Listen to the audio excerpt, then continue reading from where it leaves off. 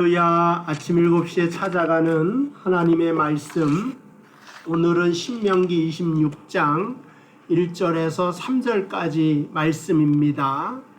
특별히 백성들이 제일 먼저 가나안 땅에 도착한 다음에 무엇을 해야 되는가에 대한 말씀을 해주고 있습니다. 1절 보면 내 하나님 여호와께서 내게 기업으로 주어 차지하게 하실 땅에 내가 들어가서 거기에 거주할 때에, 기업으로 주어 차지한 땅, 가나안 땅에 들어가서 가장 먼저 해야 될 것이 무엇인가를 알려주고 있습니다.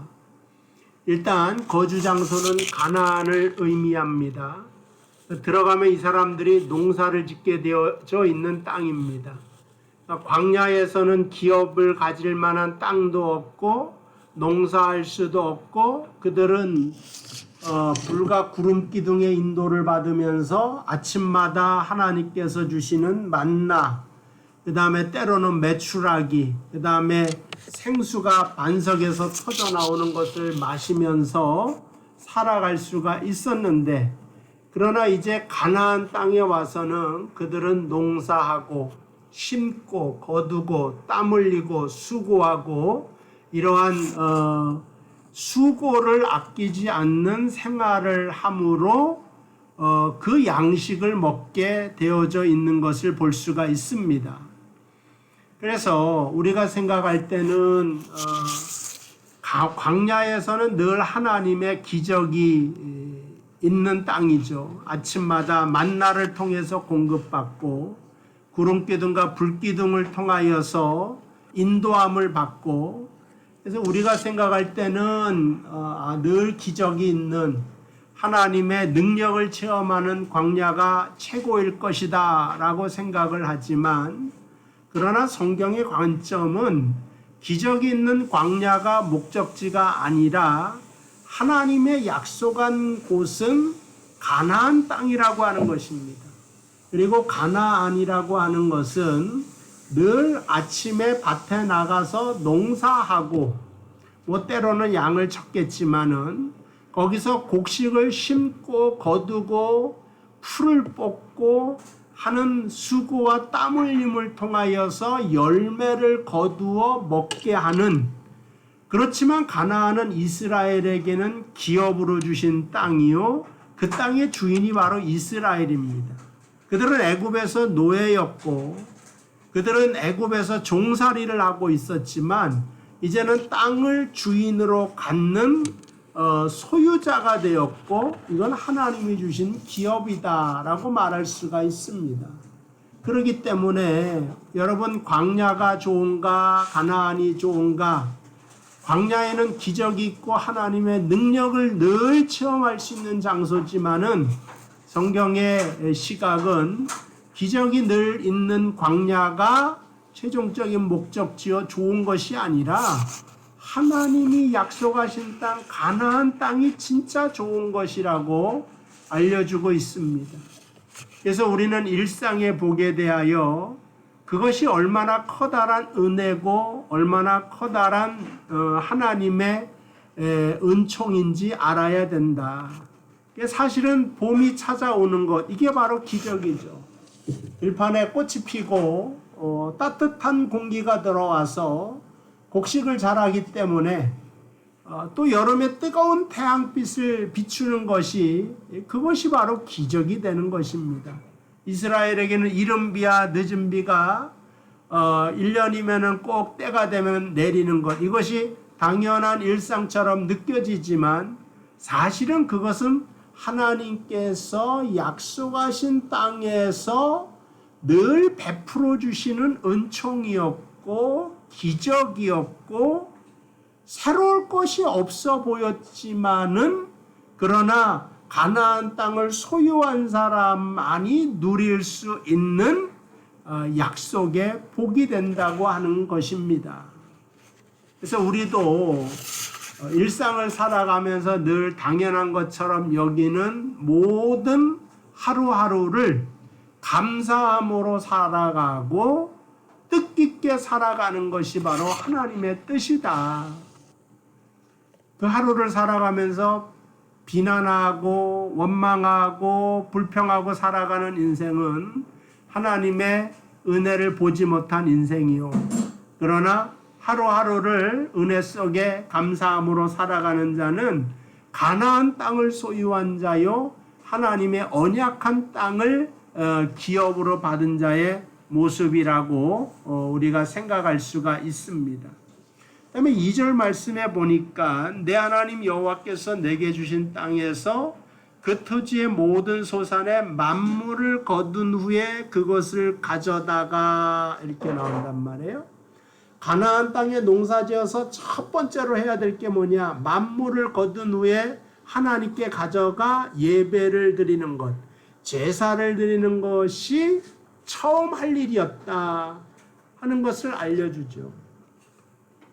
만물이라고 하는 것은 첫 번째 것이다 그런 뜻이에요. 그러니까는 우선순위가 첫 번째, 그러니까 가장 좋은 것, 두 번째는 이제 가장 좋은 것을 의미합니다. 그래서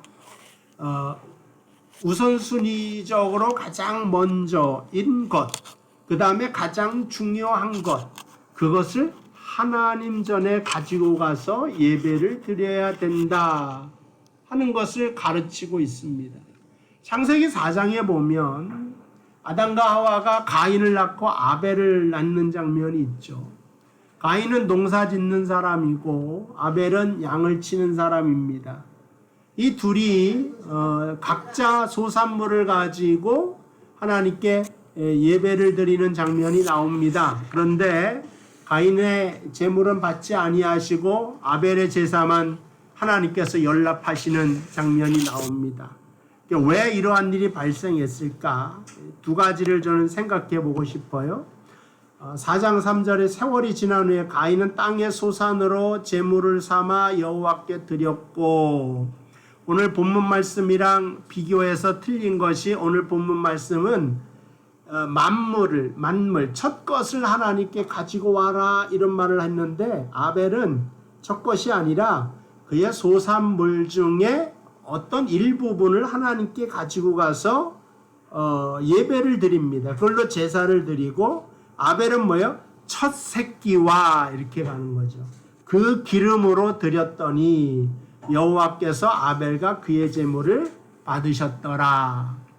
하나님께서는 직업을 차별하시는 분이 아니십니다. 그의 동기와 태도를 보시는 거죠. 분명히 아벨은 양의 첫 새끼를 가져다가, 처음 것을 가져다가 하나님께 제사를 드렸지만, 이 가인은 어떻게 되었냐? 땅의 소산물 중에 첫 것이 아니라도 그냥 부분 중에 하나를 따로 정하지 않고 광에서 그냥 가져다가 제사를 드렸다. 그렇게 해석을 할 수가 있는 게 첫 번째고, 두 번째가 하나님이 아벨과 그의 제물을 받으시고, 그러나 가인과 그의 제물은 받지 아니하셨다. 그래서 반드시 하나님께서는 제물도 받으시지만 그 사람을 또한 받으신다. 그래서 1년 동안 그가 농사지은 제물도 중요하지만 손과 발로 행했던 모든 행위의 열매를 하나님께서 보기를 원하신다는 겁니다. 여러분들이 하나님의 아들, 딸로, 하나님의 백성으로 1년 동안 이 땅에 어떻게 살아왔느냐, 아니면 일주일을 어떻게 살아왔느냐를 가지고 예배를 드리는 것이 주일 예배의 진짜 모습이 되어야 된다 하는 것을 알려드립니다. 자, 그럼 2절에 계속 보면 만물을 거둔 후에 그것을 가져다가 광주리에 담고 내 하나님 여호와께서 그의 이름을 두시려고 택하신 곳으로 그것을 가지고 가서 예배를 드려라. 그러니까 하나님의 이름을 두시려고 택하신 곳이 있다 이거죠. 이제 그것이 바로 이스라엘 때는 이제 성막인데 그거는 가나안 땅에 속한, 약속의 땅에 속한 이제 성막이겠죠. 솔로몬 이후부터 이제 성전이 될 것이고, 그 다음에 우리 때는 이제 예수 그리스도의 예수 그리스도가 될 것이고, 또 더 나아가서는 우리 몸이 하나님의 성전인 것을 알지 못하느냐 하는 그런 말씀이 있습니다. 그러니까는 우리의 모든 삶을, 우리의 몸을 거룩한 산제사로 드리는 모습으로 우리의 전 인생을 하나님께 드려야 된다. 그래서 우리가 주일날 예물뿐만 아니라 세상의 돈뿐만 아니라 나와 나의 예물을 하나님께서 받으시는 것이 진짜지, 내가 물질만 가지고 와서는 아무 소용이 없다 하는 겁니다. 그러니까 1년 동안 열심히 농사지어서 맛것을 가져오라고 해서 첫 번째 것을 가지고 왔듯이, 또 1년 동안 광야에서는 그들이 농사도 못 지었지만은 늘 걸어 다니고 있으므로 온전한 신앙의 생활과 하나님의 사람으로서의 길을 걸어갈 수가 없단 말이죠.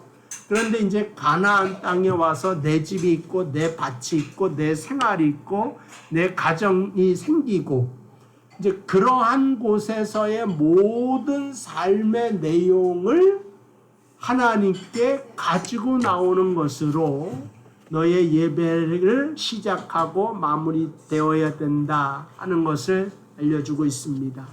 우리 주일날 예배 드리기 위하여서 이번 주간도 하루하루를 살게 됩니다. 여러분, 크고 놀라운 일을, 기적과 같은 일을 행하는 것이 아니라 오늘도 기도 속에 말씀 읽고 작은 것 하나를 실천하며 하나님 안에서 정말 의미 있고 뜻 있는 그러한 삶을 살게 되기를 주님의 이름으로 축복을 드립니다.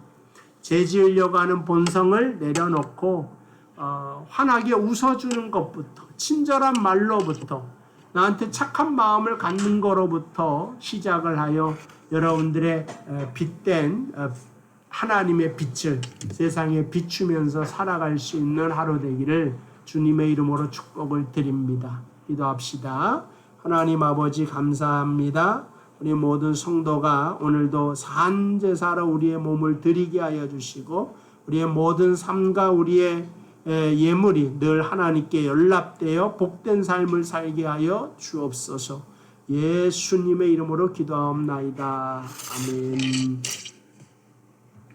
자, 감사합니다. 또 내일 이 시간 뵙도록 하겠습니다.